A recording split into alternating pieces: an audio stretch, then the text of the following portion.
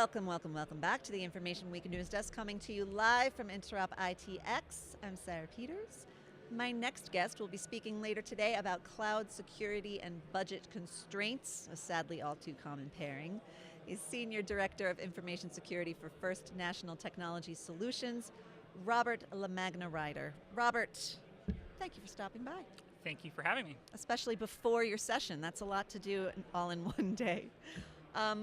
Okay, cloud security, we talk about it in two different ways. Sometimes the security of the cloud assets that we have, and also the security technologies available to us through the cloud. So which ones are you going to be focused on in your session today? Sure.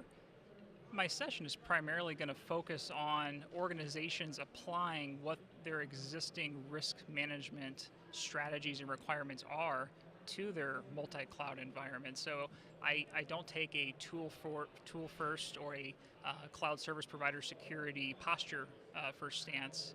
I really advocate for organizations taking what they are already doing well, and it's how do we apply that in the most cost-effective manner, and switching the decision around so that folks are making the right business decisions as opposed to acquiring cloud because it's what everybody else is doing. I like that. There's a lot of people who are kind of looking around saying, well, I guess I should be doing cloud too. Can I have a hybrid cloud? That's the right thing to do, right? Well, that's okay. I like that. I like that approach to your session. As far as the budget constraints, obviously everybody has them no matter what they're doing. But in your experience, what kinds of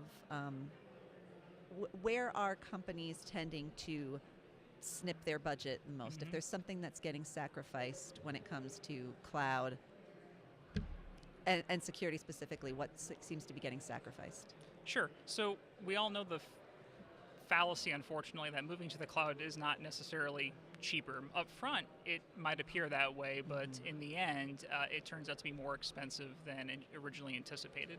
Some of the savings initially are from the lack of infrastructure, whether that's in-house, on-prem. Second is most likely switching from CapEx to OpEx. So while it's not necessarily a large cost savings if you look at the longer picture, but how you're consuming it is much more tied to what your business strategies are. So you can apply those expenses more granularly to the business units. You can apply them more granularly to projects. And if you take advantage of services that are offered by various service providers or various tools that are in a shared platform, your cost to entry is actually quite lower sometimes than a lot of organizations going out and purchasing it on their own.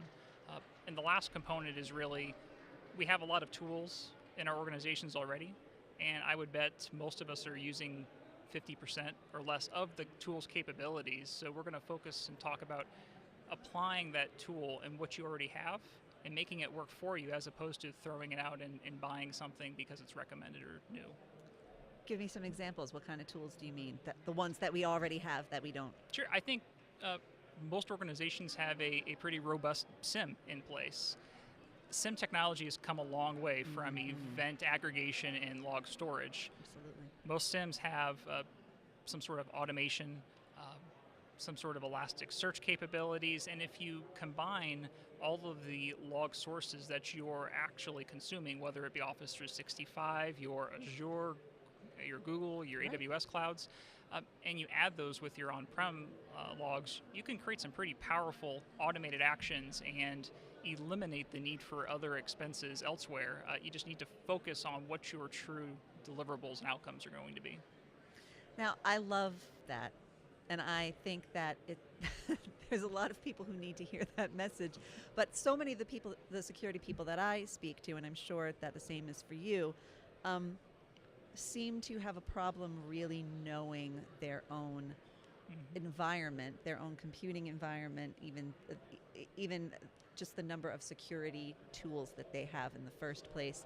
And it gets even worse when they start thinking about the cloud assets that they have. Do you imagine that just that step of getting an inventory of all of the tools that they have could be an obstacle? Absolutely, and it's a struggle. We recognize it's one of the foundations of a basic, not just a security program, but a basic IT function is having an hardware and software asset inventory and how that ties back to what strategic initiatives the business is undergoing and directly how that impacts our budget. So not only should that be in place, but if it's not, that's actually going to be one of the core underlying principles that I talk about on how to build your cloud operational security strategy. You need to know what you have and where it is, and if not, you're going to have to make some assumptions and work on your business relationships. That's something I think a lot of us in security are not quite accustomed to utilizing.